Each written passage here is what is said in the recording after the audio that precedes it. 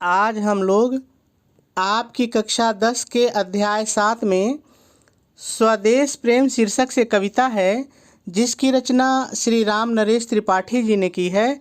आज हम लोग इसके 5वें पद्यांश की व्याख्या सीखते हैं। इसके पहले हम लोगों ने 4 पद्यांश की व्याख्या देख ली है। बहुत ही सरल है, यदि आप थोड़ा भी ध्यान देंगे तो बात समझ में आ जाएगी। सबसे पहले हम लोग इसमें आए हुए सभी कठिन शब्दों के अर्थ को जान लेते हैं, क्योंकि यदि इन शब्दों के अर्थ आपको मालूम रहेंगे तो व्याख्या आसानी से आप कर लेंगे।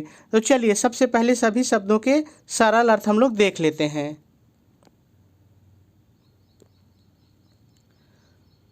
तुम तो यहाँ पर जो कवि हैं ये भारत के युवाओं को संबोधित कर रहे हैं, तो तुम तो का अर्थ वही होगा। हे वही अर्थ होगा। प्रिय इसका भी वही अर्थ होगा। बंधु माने भाई। स्वर्ग सी अर्थात स्वर्ग के समान। सुखद माने सुख देने वाली या सुख प्रदान करने वाली। सकल माने सभी। विभव का मतलब होता है वैभव या ऐश्वर्य, कि इसका वही अर्थ रहेगा। आकर माने खान या भंडार। धरा माने पृथ्वी। शिरोमणि माने सर्वश्रेष्ठ।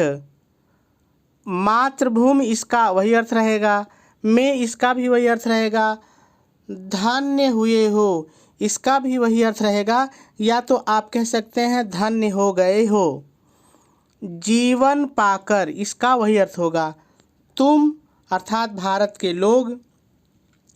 जिसका अर्थात मातृभूमि का। जल आप समझ रहे हैं पानी। अन्न माने अनाज। ग्रहण कर अर्थात पी खा कर, लेकिन अच्छा शब्द ग्रहण ही है तो ग्रहण करके ही हम लोग व्याख्या कर लेंगे, ठीक है। बड़े हुए हो। लेकर यहाँ पर लेकर का अर्थ है खेल कूद कर, ठीक है, खेल कूद कर। जिसकी अर्थात मातृभूमि की। रज माने धूल। तन माने शरीर। रहते अर्थात रहते हुए। कैसे इसका वही अर्थ होगा। तज माने छोड़। दोगे इसका वही अर्थ होगा। उसको अर्थात मातृभूमि को।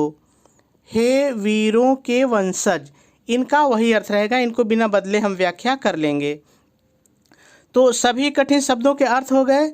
अब हम लोगों को व्याख्या करनी है, लेकिन व्याख्या से पहले थोड़ा सा हम संदर्भ और प्रसंग की बात कर ले, क्योंकि परीक्षा में ये भी हमें लिखना होता है।